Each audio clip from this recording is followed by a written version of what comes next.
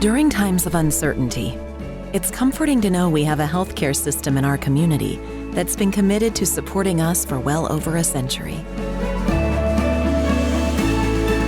In this current time, we are standing together, and our bond is stronger than ever. KDMC, caring for our community like no one else can.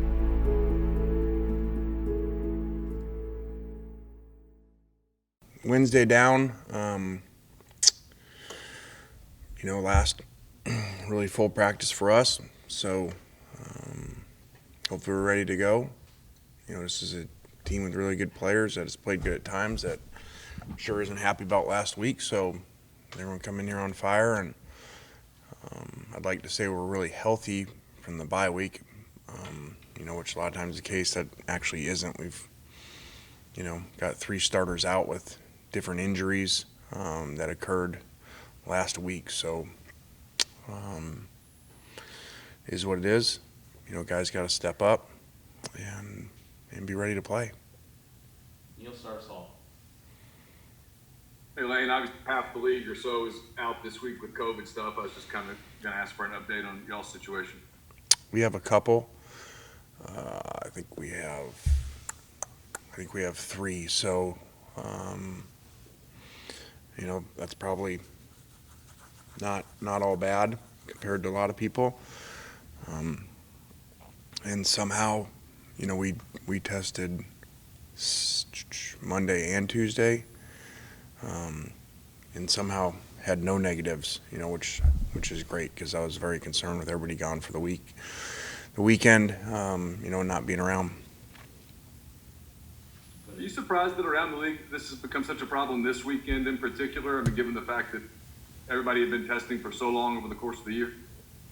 Yeah, I haven't followed it that much. I just heard, but it's not like everybody had a bye or something like that. So I think the teams, were just playing. So I'm not really sure. This is probably more what maybe was expected to happen, and really hadn't that much, because kids probably did better than maybe we gave them credit for, in handling this. And I don't know the numbers too. I mean, it's later in the year, so I initially thought, it had to do with COVID, with, a certain amount of players and positionally, but I guess it doesn't just have to do with COVID. So if guys are injured, that counts the same, I guess, which I didn't know that initially. I thought it was going to be, okay, hey, COVID, because everybody has injuries, throughout the year. But I guess that injuries are counting in those numbers, those, mandatory numbers that people can get out of playing. So, I don't know.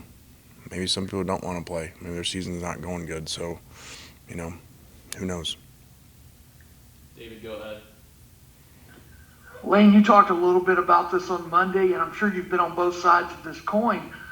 But what about the difficulty, if it's you, or the advantage if it's your opponent, of really not knowing who that quarterback is going to be, and the special skill set that each quarterback can bring to a game?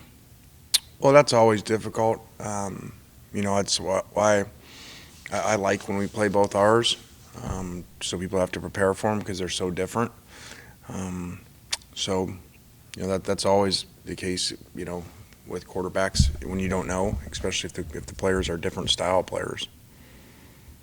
Nate, go ahead. What is kind of your evaluation of those 2 different quarterbacks there? I think, up and down throughout the year. The Colorado State kid played really well at times and then struggled here as of late. So, these guys can run the ball really well.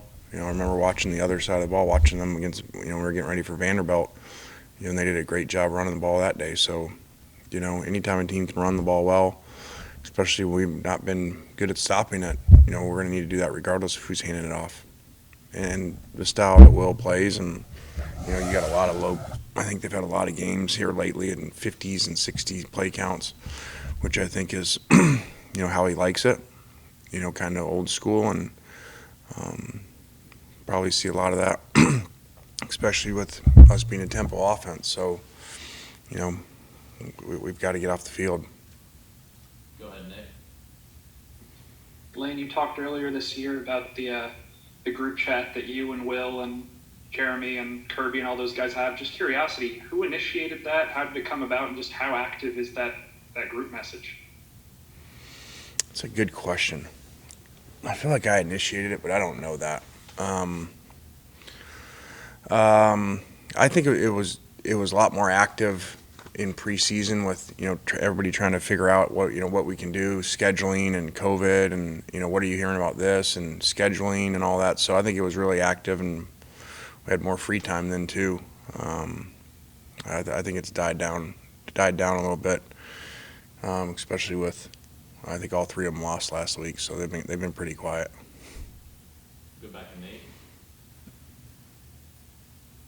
I guess the three of you, other than Will, were kind of there around the same ballpark with Coach Saban, and Will's there when he's at LSU a lot before. Kind of what different experiences did he have with Coach Saban?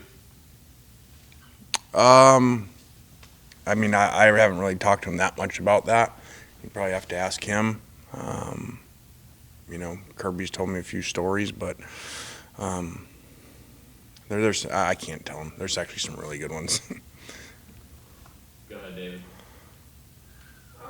Lane, you said Monday, as the week progressed, you know more about your place kicking situation. Anything else you can share with us on that today?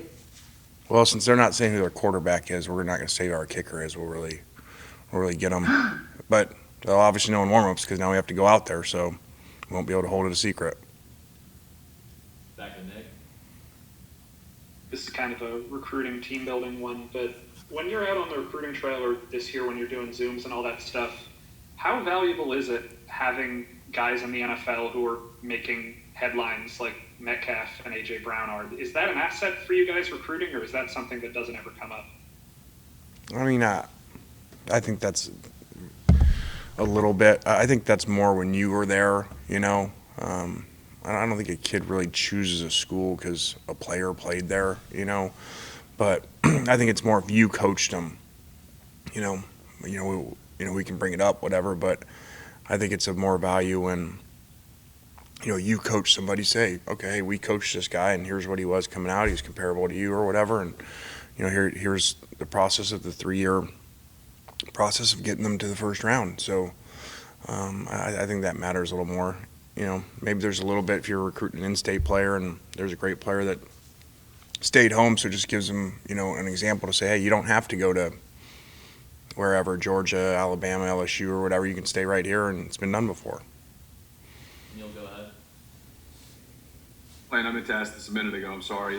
With all the games being postponed, is the time of your game Saturday been talked about being changed, or are you guys set for 6:30? I have not heard anything about that, so I assume we're still set. Back to Nick. Off that, just assuming you haven't heard anything about the Texas A&M game next week being in jeopardy at all. I have not. I don't. You guys would know more than me. I don't even know which side canceled these games. Of the teams, or if both were under their numbers, or if one coach didn't want to play, so because they don't like where their numbers are at certain spots, or injuries, or how they're playing.